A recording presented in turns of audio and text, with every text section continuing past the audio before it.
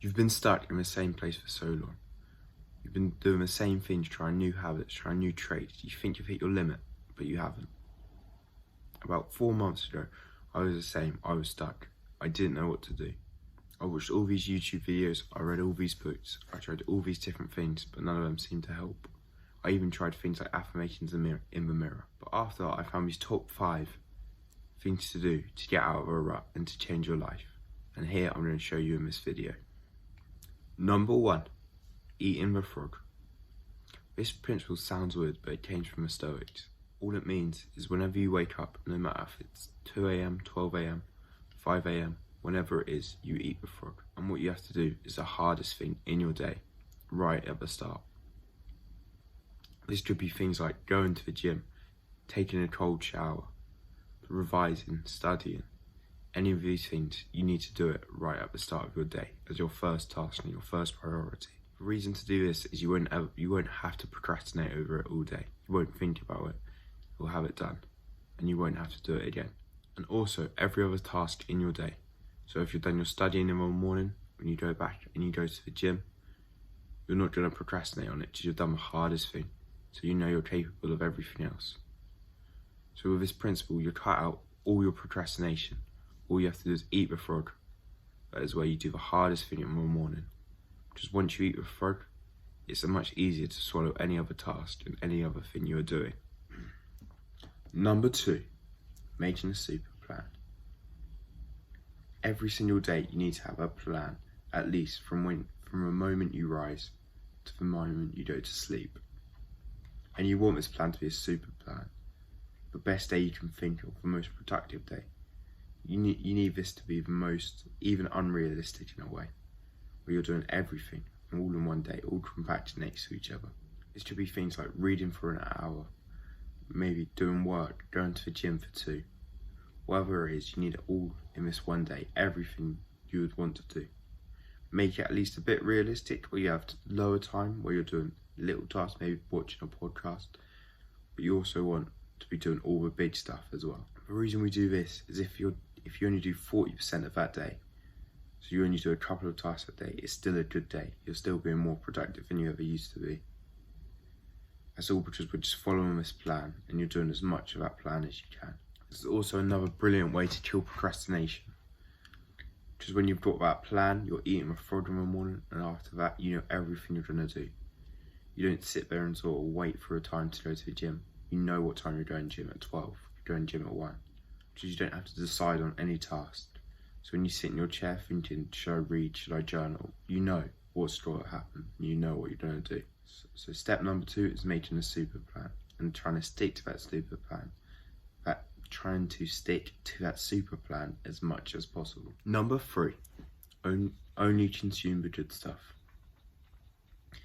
This principle helped me the most throughout my journey, as I used to have 8 hours a day mindlessly scrolling on Instagram and TikTok. And I adopted the principle of only consuming the good stuff, which is a very easy principle.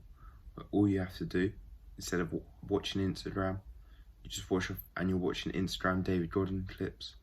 Just watch a full-length podcast with David Goggins. Watch a full-length podcast with Chris Williams, with Stephen Bartlett. All you have to do is always be consuming good stuff. Even though you're consuming, the stuff that's coming into your brain is much better than just Instagram Reels. And you want to watch a full length of a podcast. You don't want to watch clips or shorts. You want to watch from the beginning to the end, a 2-hour, 3-hour, maybe even 4-hour podcast.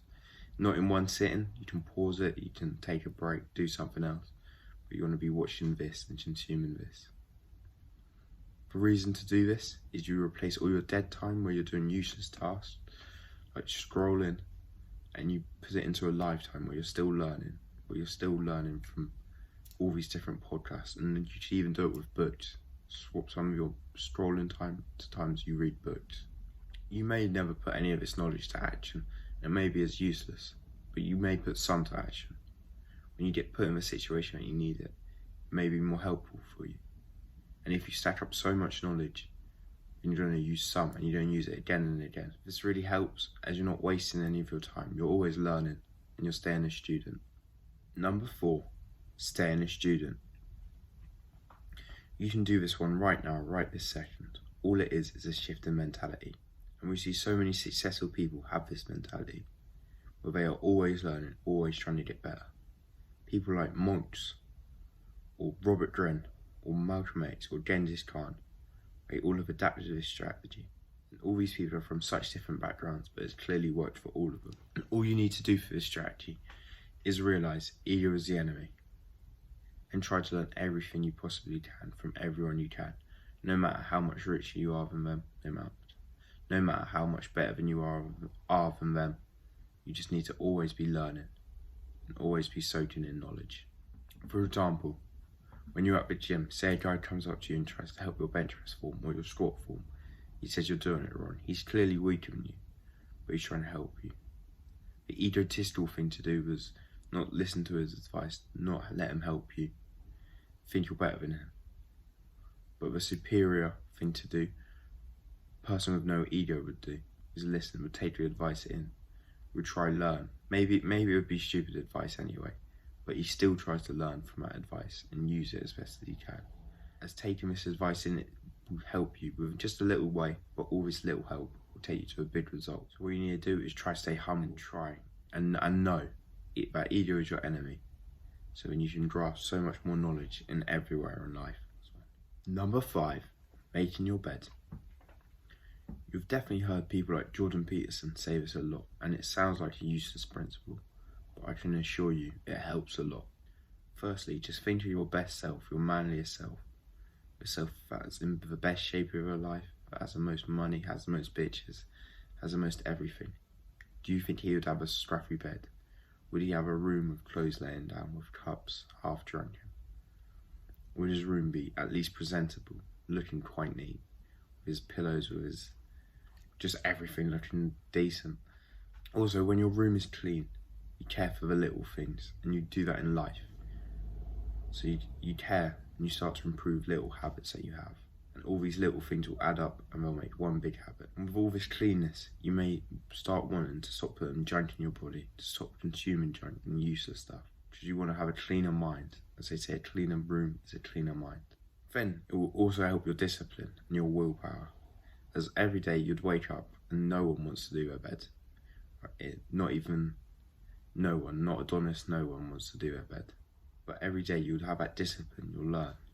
You'll get up and you'll make that bed each day, building a good habit. So number 5 is just making your bed. So the 5 principles that can help your life get moving again are eating the frog, making a super plan, always consuming the good stuff, staying a student, and making your bed. If you implement just 1 or 2 of these 5, I'm sure you'll keep moving along. And if you make these 2 a habit, you can come back to the video and get 3, make 4. You should always get all 5. So I hope these habits help you. And please like and subscribe, and I'll see you next time.